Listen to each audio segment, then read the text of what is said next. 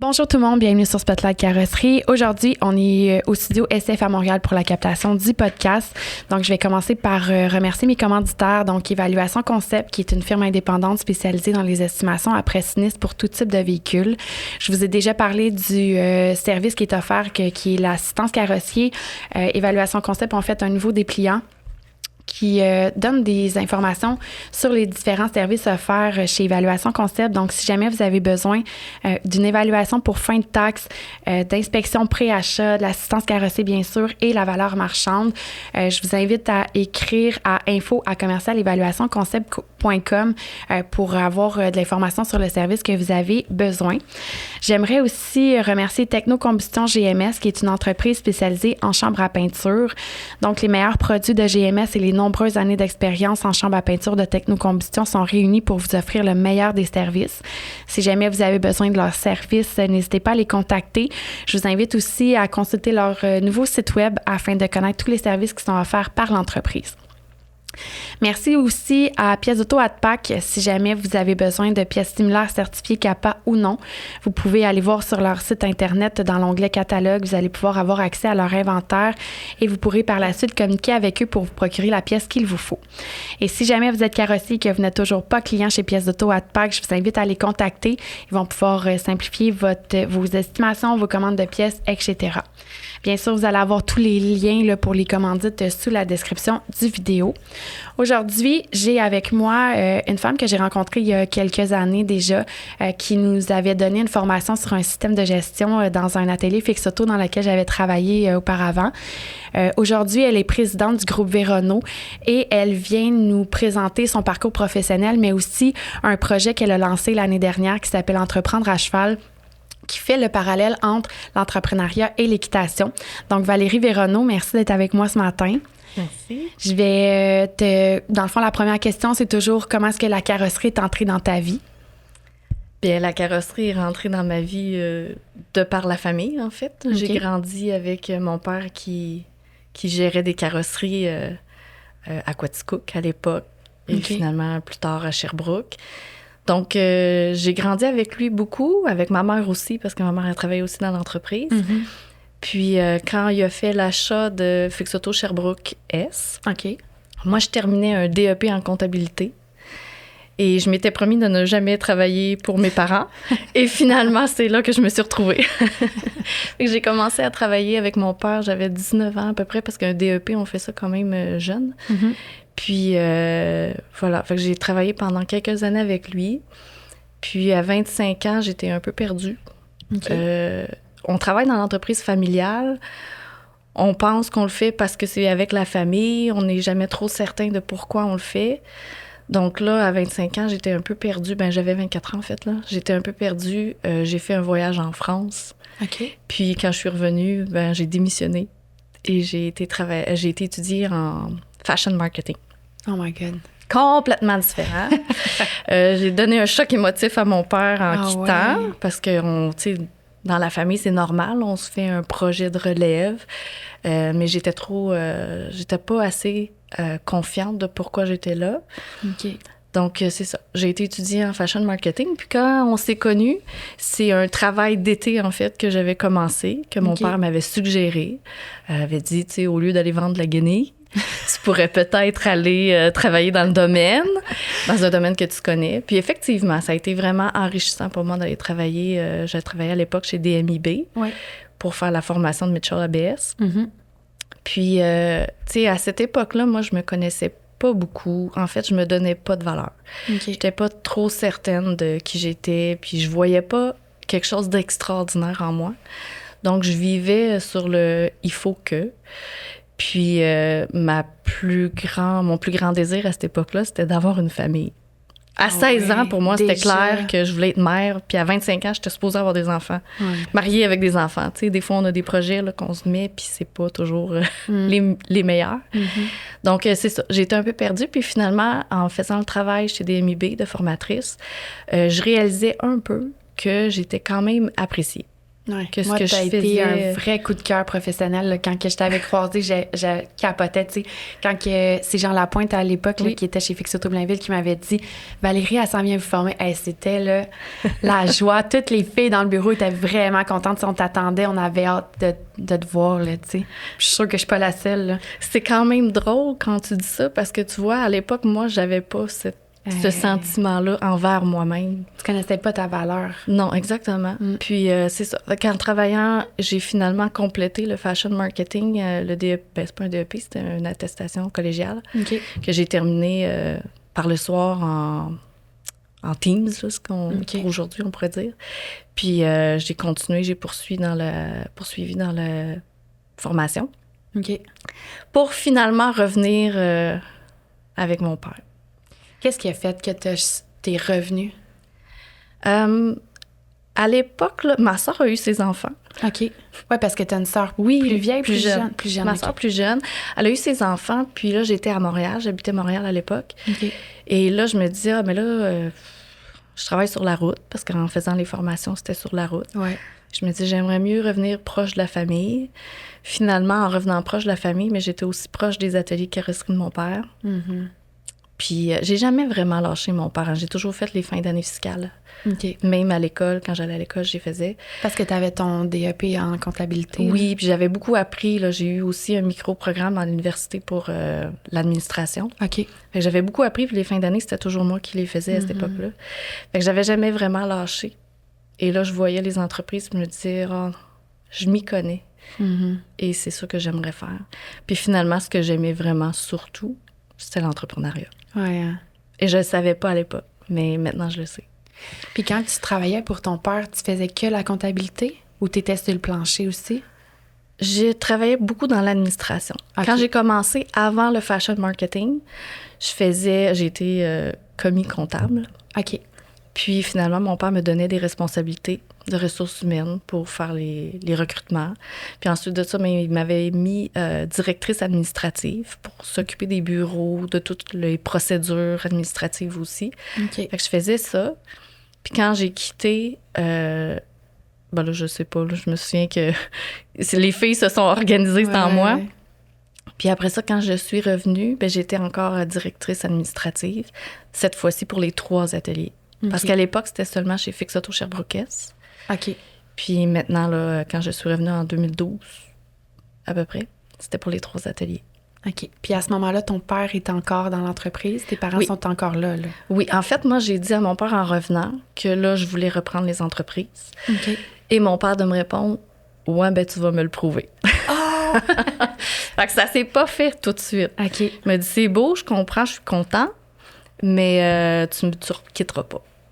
Parce que c'est normal, j'ai fait quand même une blessure à mon père à l'époque, puis il devait avoir confiance que j'allais pas recommencer ou reproduire le même pattern.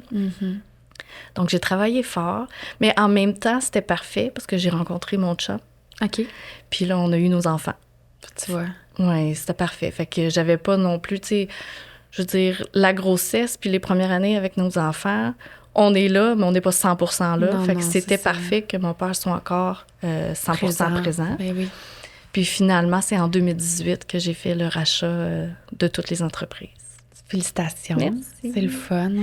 Oui. Ta sœur, est-ce qu'elle est impliquée, elle, dans l'industrie ou pas du tout? Pas du tout. En fait, ma sœur est massothérapeute. OK.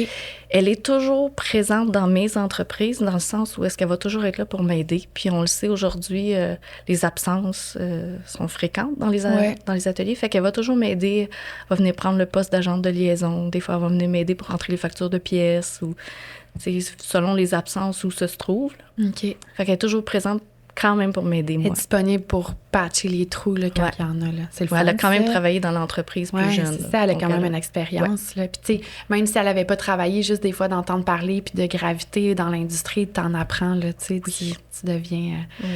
Et puis là, je me lance dans complètement autre chose. Oui, c'est ça, exactement. C'est ça que, tu sais, comme tu restes dans l'entrepreneuriat, mais tu as découvert une nouvelle passion là, qui t'appartient. Oui. Dans le fond... Comment ça s'est commencé tout ça? J'ai fait l'école d'entrepreneurship de Beauce en 2018. En 2018, là, c'était une très, très grosse année. En janvier, je me mariais. En mars, j'ai commencé l'école d'entrepreneurship de Beauce. En juin, le 30 juin, c'était le rachat à 100%. Tu fais rien à moitié. Rien à moitié. Puis cette même année-là, en 2018, à l'automne, je me retrouvais à aller en Chine pour Fix Auto. Puis c'est ça, c'était une très, très grosse année. Puis c'est l'année aussi où j'ai commencé les novices vitres. Puis après ça, 2019, là, j'ai créé le service Auto Speedy à Sherbrooke-Est puis à Quaticook pour avoir des multiservices. Fait que ça a été rock'n'roll 2018-2019. Beaucoup.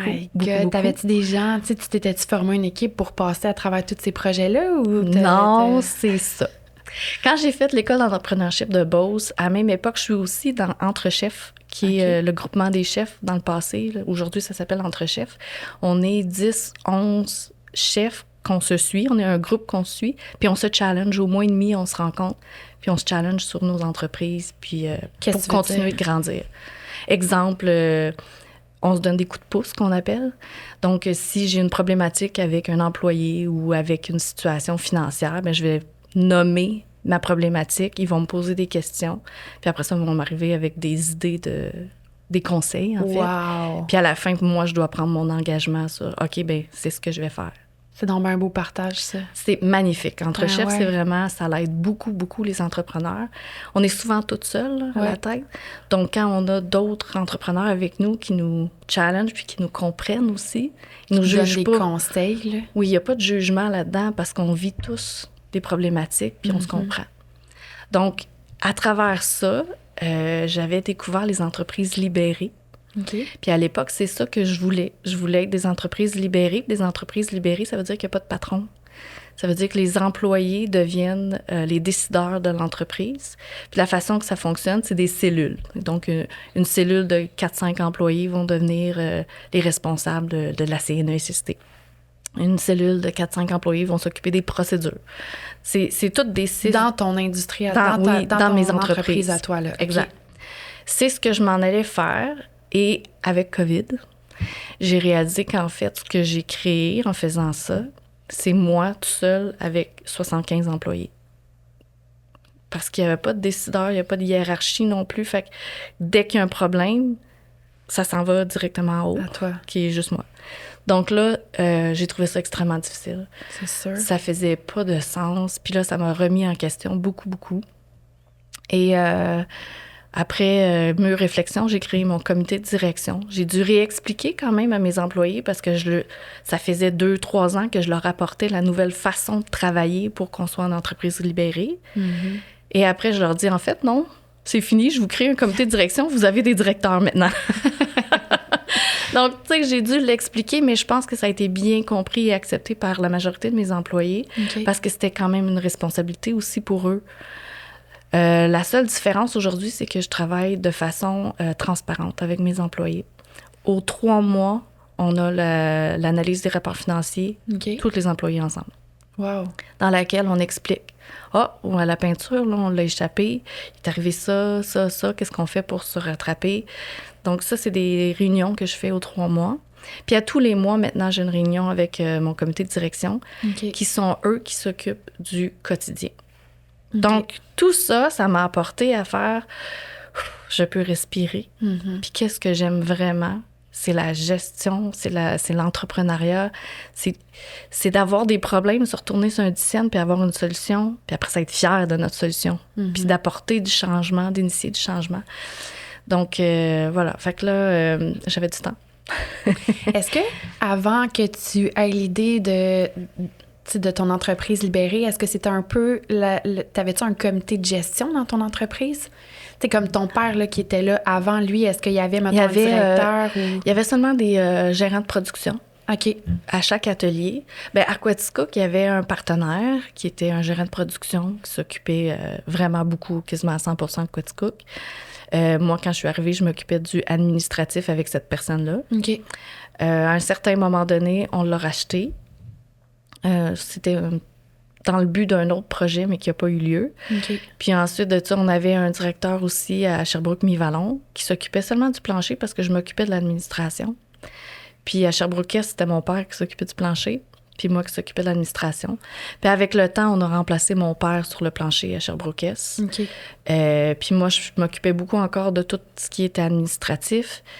Et là, maintenant, chaque atelier a un directeur de production puis une directrice administrative ou un directeur administratif. Aujourd'hui, ça donne que c'est des filles. OK. Mais exactement. Fait que j'ai gardé le modèle que j'avais avec mon père, dans le sens où il y a un gérant de production puis moi qui faisais l'admin. Mais au lieu d'avoir une personne qui fait les 3 ou les 4 maintenant avec Service Auto Speedy, ben j'ai une personne par endroit.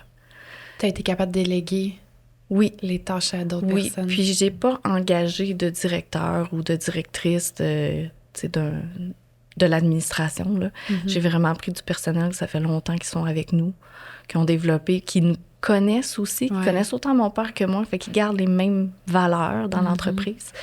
Puis ça fonctionne super bien. Oui, hein? Oui, vraiment, vraiment.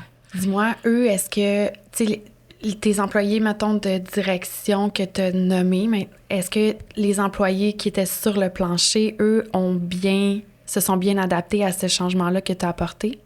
Oui, parce qu'on l'a fait vraiment de façon transitoire. Tu sais, ça s'est pas fait du jour au lendemain.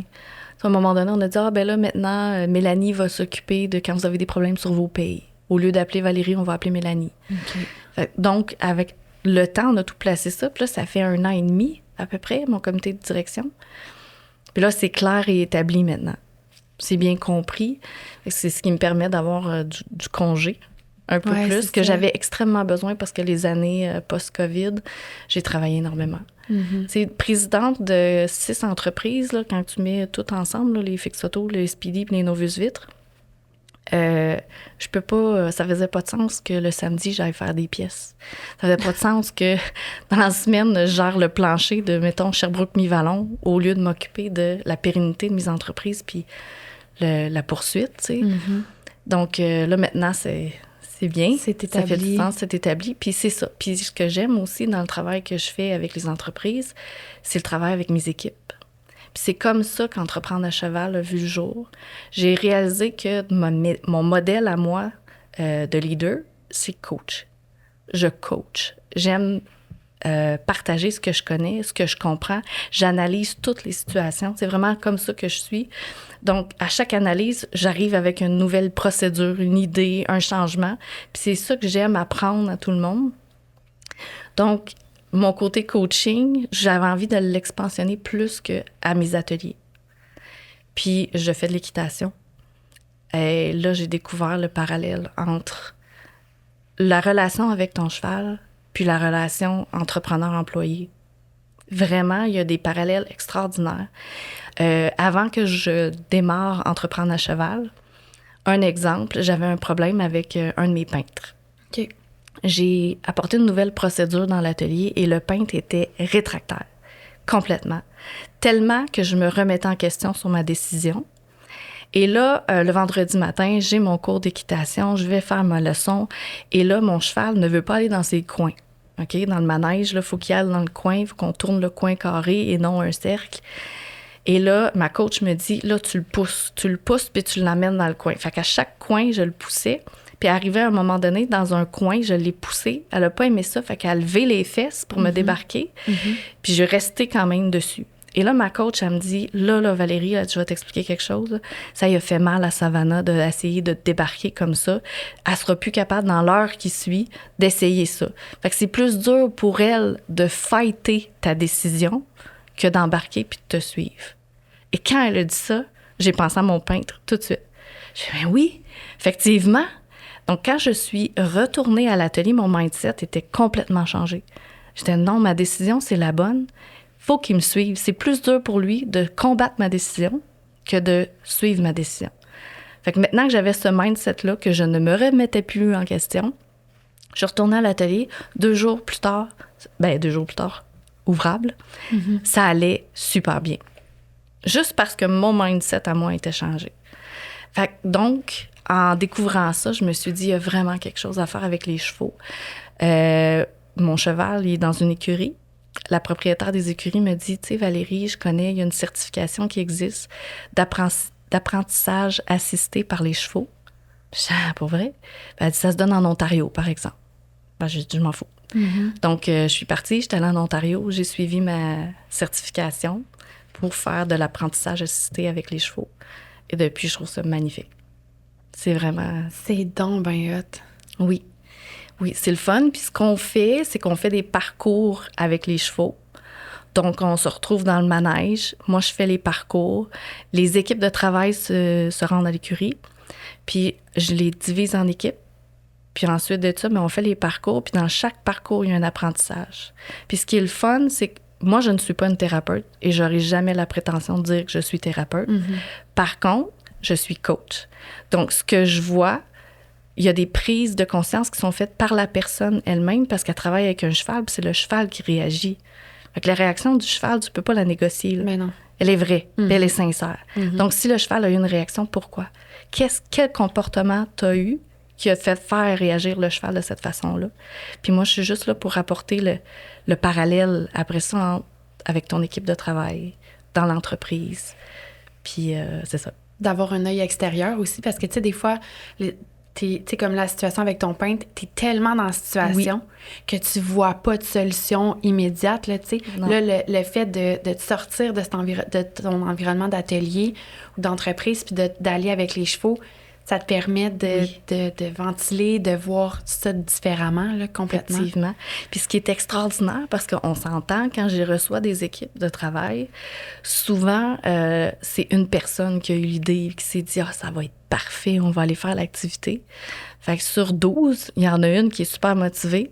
Puis j'en ai 11 qui sont comme « Qu'est-ce qu'on fait ici avec des chevaux? » Mais ce qui est fascinant, c'est quand les chevaux arrivent, là, ils sont là dans le manège, là, ça l'apaise déjà instantanément les gens. Les chevaux ont cette tendance-là. Ouais. Puis ce que ça fait aussi, c'est c'est un petit peu énervant d'avoir un cheval à côté de soi. Oui, c'est ça. Il y a des gens qui ont peur de ça. Aussi. Donc, ça calme ceux qui sont très rétractaires parce qu'ils ont peur de la réaction du cheval. Fait que ça me permet de, moi, quand j'embarque puis que je commence à donner mon message, d'avoir l'écoute des gens. C'est ça incroyable. crée une ouverture chez les gens qui sont complètement fermés. Oui. Et là, ensuite de ça, quand ils partent puis qu'ils sont avec le cheval, mais tu sais, ils peuvent pas dire « Ah, ben, c'est bien niaiseux. » Non. Si lui, il trouve ça niaiseux, attends un peu quand le cheval, il va se lever, là. Fait que je trouve ça fascinant. Puis généralement, là, la majorité vont quitter après 4 heures, exemple, vont faire comme « Wow, je pensais jamais vivre ça aujourd'hui. » Puis là, ça fonctionne comment? Mettons qu'on appelle ça une formation, là, ça fonctionne comment? Tu sais, les gens, ils te contactent, ils s'inscrivent, ils savent combien de temps que ça dure, ce temps-là? Tout dépend des équipes. Okay. Puis, mais j'ai pas réalisé ça quand j'ai lancé l'entreprise, mais je me retrouve aussi avec des équipes sportives. Ah ouais? Oui. Donc, j'ai plusieurs programmes, plusieurs façons de travailler.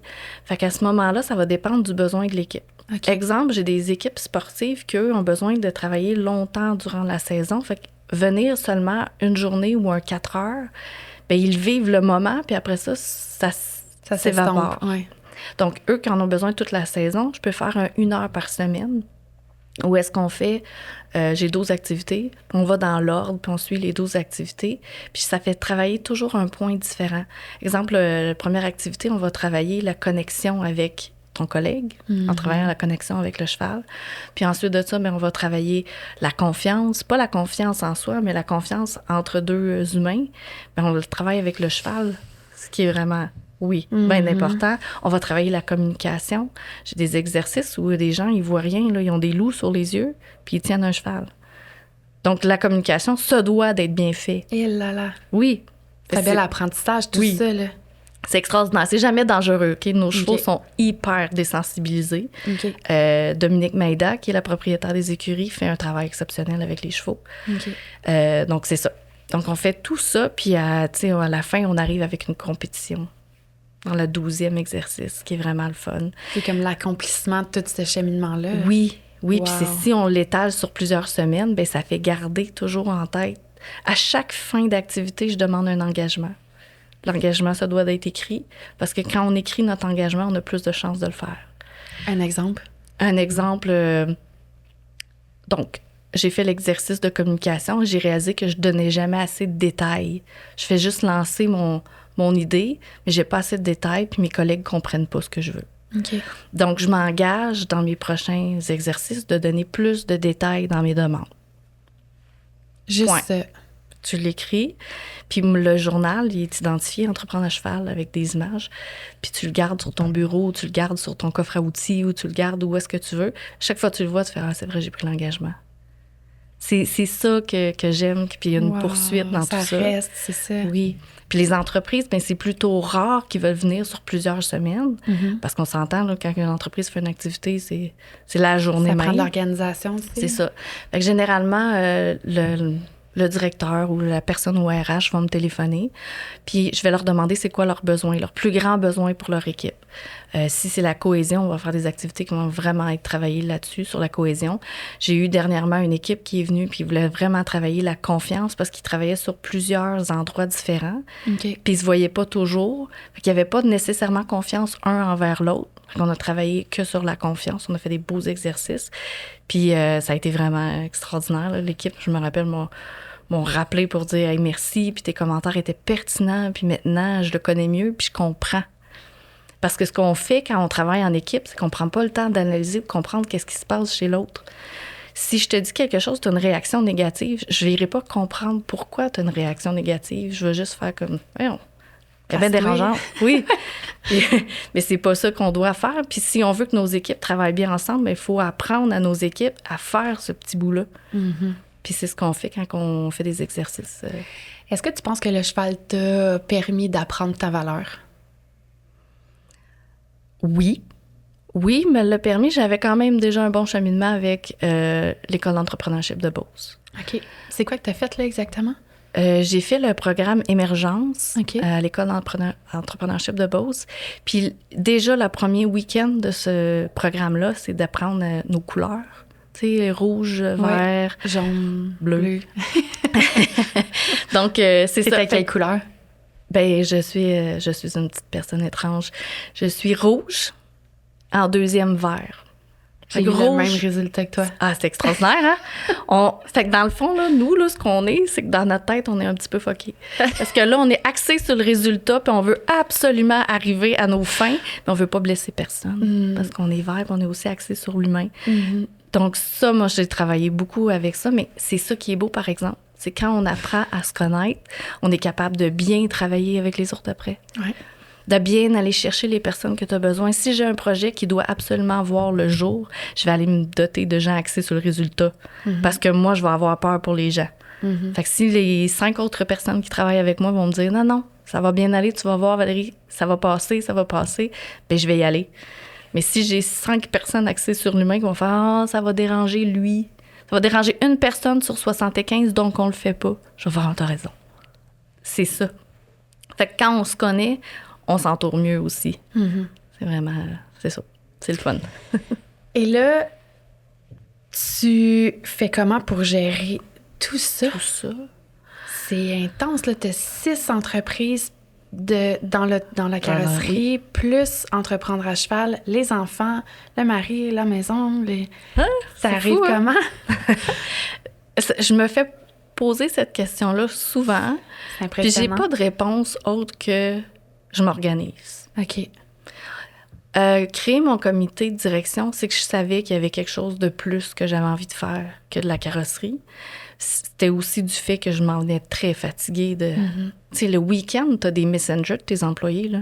Mm-hmm. Ça fait pas de sens. À un moment donné, j'étais avec mon bébé, puis j'étais en train de gérer quelqu'un qui se sépare là, chez eux. Mm-hmm. Ça marche pas. Fait que je savais que j'avais ce désir-là. Fait que créer le comité de direction, c'était de m'organiser pour être capable de sortir un peu. Donc là, mon comité de direction en fait beaucoup. Puis je gère beaucoup avec eux. Ça fait que je gère avec 9 autres personnes au lieu de 75, bientôt 80. Là. Oui. Fait que c'est toujours de s'organiser. S'organiser puis bien s'entourer. Oui.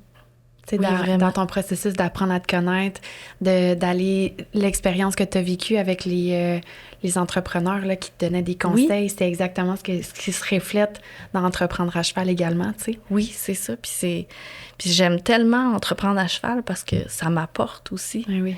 Parce que ça me permet... Puis ça, c'est un fait. En 2018, j'avais créé ma mission de vie. C'est quoi? Ma mission de vie, c'est d'inspirer mon entourage par mon authenticité et ma confiance à devenir de meilleures versions d'eux-mêmes pour un monde meilleur.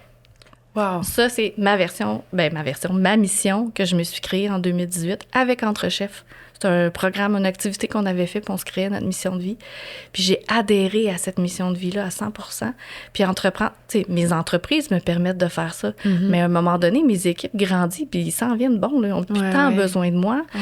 Donc, je voulais être capable de poursuivre cette mission de vie-là. Puis entreprendre à cheval, c'est 100% là-dedans. C'est incroyable. Ça me permet d'échanger puis de partager ce que j'ai appris puis ce que je connais de l'entrepreneuriat puis de travailler en équipe aussi. Vraiment beaucoup. Fait que c'est ça qui est magnifique. C'est comme si tu peux partager tous les conseils que tu as reçus dans le passé. Oui. Les mettre dans ton entreprise, ta nouvelle entreprise, tu sais. Oui, vraiment. Dis-moi, le futur d'entreprendre à cheval, est-ce que tu as des objectifs ou tu veux seulement... Oui, j'ai des objectifs. J'ai vraiment envie que cette entreprise-là devienne grande, dans le sens où est-ce que j'ai espoir de pouvoir faire grandir plusieurs équipes au Québec. Quand j'ai réalisé que j'avais des équipes sportives qui me téléphonaient, je me suis dit, il y a plus que l'entrepreneuriat, en fait. Puis j'ai l'espoir de pouvoir faire grandir, oui, les entreprises, mais aussi les équipes d'ici. Parce que les équipes, quand ils vont avoir une bonne cohésion ensemble, c'est ça qui va les faire gagner. Soit en entreprise, soit en équipe sportive. Donc, je me dis, j'ai vraiment quelque chose de beau à faire avec ça. Les chevaux apportent vraiment beaucoup. Tu sais, les chevaux, c'est les meilleures équipes au monde. Eux, ils travaillent en équipe pour la survie, tous les jours. Quand tu vois un troupeau de cheval ensemble dans un champ, ils sont en mode survie 24/24. Puis, ils ont chacun leur rôle et ils savent respecter leur rôle aussi. Prendre leur place qui leur reviennent. Puis le meilleur exemple que j'ai tout le temps quand je parle de ça, c'est la sentinelle. Dans les rôles, dans les chevaux, il y a la sentinelle. La sentinelle, c'est l'alarmiste, là. C'est le cheval que tu entends. S'il y a un tracteur qui passe, tu vas l'entendre. Puis le leader, s'il continue de manger, là, puis qu'il fait juste se lever la tête puis redescendre, les autres chevaux du troupeau vont faire « C'est correct. Je peux manger. Je peux manger. » Mais si le leader part au grand galop, toute la gang va partir parce qu'ils vont dire c'est un vrai problème. Tu sais, c'est quand le leader fait juste continuer de manger, il fait juste se lever puis dire à la sentinelle hey, c'est le tracteur, on le voit tous les jours, calme-toi. Mais dans nos équipes de travail, on l'a cette personne-là alarmiste. Oui. Tu sais, la personne qui arrive toujours, là, qui fait hey, là, ça marchera pas, là, on va avoir un problème avec ça. Le leader, s'il embarque avec l'alarmiste, ça va pas bien aller. Mais si le leader fait juste dire merci de tes informations, on va continuer, je pense qu'on va l'avoir, puis on va prendre en considération ce que tu nous dis, mais on va réussir. S'il dit tout doucement comme ça va continuer, ça va bien aller. Puis lui, il embarque dans un mode solution à vérifier est-ce qu'on doit trouver une solution ou est-ce que c'est un vrai problème? Parce que les alarmistes, on en a besoin. Oui, c'est ça. Parce que souvent, ils vont nous donner des points intéressants. Non, ça veut pas dire qu'on ne réalisera pas notre projet, mais par contre, vu que tu nous dis ça, on va peut-être faire un petit changement. On va changer la route. Ils sont importants, les alarmistes. C'est un œil extérieur, tu sais. Oui, c'est ça. Donc, dans nos équipes, ça nous les prend. Mais oui. Il ne faut pas les mettre de côté, là. Je sais qu'ils sont dérangeants, mais on en a besoin. Mais c'est important que, tu sais, l'entrepreneur des entreprises que tu vois, mettons celui qui est comme à ta position, mettons à la tête, soit capable de bien identifier quel employé a quel rôle. Oui. Ça aussi, c'est important parce que les collègues doivent savoir qui fait quoi, mais le leader doit bien positionner les employés aussi, tu sais. Oui. Dis-moi, est-ce que tu as eu différents ateliers de carrosserie qui t'ont contacté pour t'entreprendre à cheval ou ça a été des choses différentes? C'est tous des domaines différents. Oui. Fait qu'il n'y a personne encore de l'industrie qui a été de voir. Oh, j'ai hâte de voir qui va y aller. Mais je les invite tous. J'en ai fait avec mes employés nécessairement. C'est sûr que les techniciens en carrosserie, c'est pas les premiers à dire « Hey, wow, on va aller faire cette activité-là. » Mais finalement, dans ceux de mes employés que j'ai amenés, ils ont adoré. Puis c'est normal parce qu'on fait quelque chose de différent. Puis on a une prise de conscience, mais c'est nous-mêmes qui la faisons. C'est pas moi qui viens dire « Hey, Cassie, tu fais ça, c'est désagréable.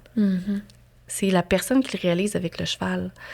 Sa propre prise de conscience elle-même. Là. Exactement. Les gens se connaissent aussi. C'est ça. Fait que moi, en tant que coach dans les événements, la seule chose que je fais, c'est de l'apporter Tu le soulignes. Oui. Qu'est-ce que tu fais maintenant avec ça dans ton équipe de travail? Fait que c'est ça. C'est tellement un beau projet, pour vrai, là.